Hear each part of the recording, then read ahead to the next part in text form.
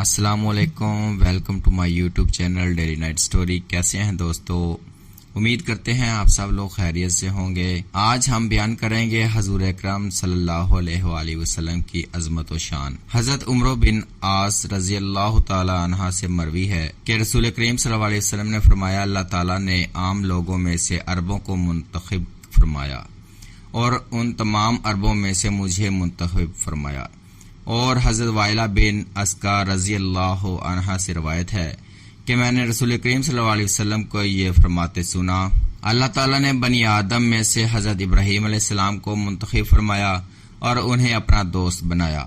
پھر حضرت ابراہیم علیہ السلام کی اولاد میں سے حضرت اسماعیل علیہ السلام کا انتخاب فرمایا۔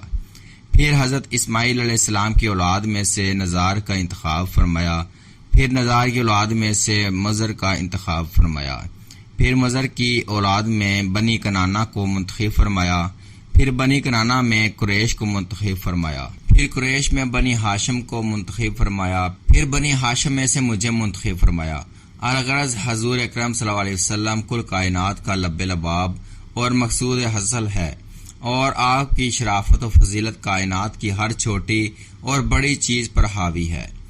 حاصل کلام یہ ہے کہ بعد از خدا بزرگ توئی قصہ مختصر ایک روایت ہے کہ جس کو جعفر ابن محمد اپنے والد سے روایت کرتے ہیں کہ رسول کریم صلی اللہ علیہ وسلم نے فرمایا، میرے پاس جبرائیل علیہ السلام آئے اور انہوں نے مجھ سے کہا، اے محمد، اللہ تعالیٰ نے مجھے بھیجا۔ میں نے دنیا کے مشرق و مغرب اور میدان اور پہاڑوں میں چکر لگایا، مگر مجھے مضر کی سوائے تمام جانداروں میں کوئی چیز ان سے بڑھ کر اچھی اور بہتر نہیں ملی۔ پھر میں اللہ تعالیٰ کے حکم پر بنی مضر میں بھی گھوما، مگر مجھے کنانہ کے سوا کوئی بہترین انسان نہیں ملا۔ پھر میں اللہ تعالیٰ کے حکم پر بنی قریش میں بھی گھوما، مگر مجھے بنی ہاشم سے بہتر انسان نہیں ملے۔ پھر اللہ تعالیٰ نے مجھے حکم دیا کہ میں بنی ہاشم میں سے کسی ایک کا انتخاب کروں، تو مجھے آپ صلی اللہ علیہ وآلہ وسلم سے بہترین کوئی انسان نہ ملا۔ سبحان اللہ!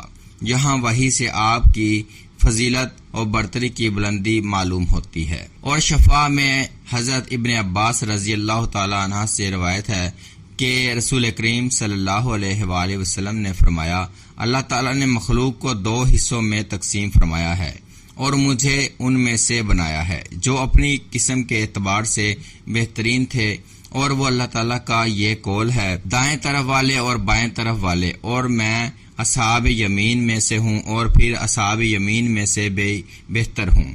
پھر اللہ تعالیٰ نے ان دو قسموں کی تین قسمیں بنائیں، اور ان تینوں قسموں میں سے بھی بہتر ہوں، اور یہ تین قسمیں اللہ کے اس فرمان میں ہے، دائیں طرف والے اور بائیں طرف والے، اور جو پہل کرنے والے ہیں ان کا کیا کہنا، وہ تو آگے بڑھنے والے ہی ہیں، بس میں سبقت کرنے والوں میں سے بھی بہترین ہوں۔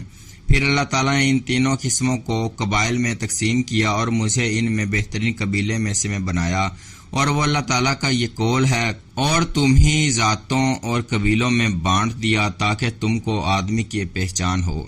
پس میں اولاد آدم میں سب سے بہترین اور اللہ عز و جل کے نزدیک سب سے زیادہ شریف و کریم ہوں، اور مجھے اس پر غرور نہیں۔ پھر اللہ تعالیٰ نے قبیلوں کو گھرانوں میں تقسیم کیا اور مجھے ان میں سے بنایا جو گھرانے کے اعتبار سے سب سے بہترین ہیں، اور مجھے اس پر غرور نہیں۔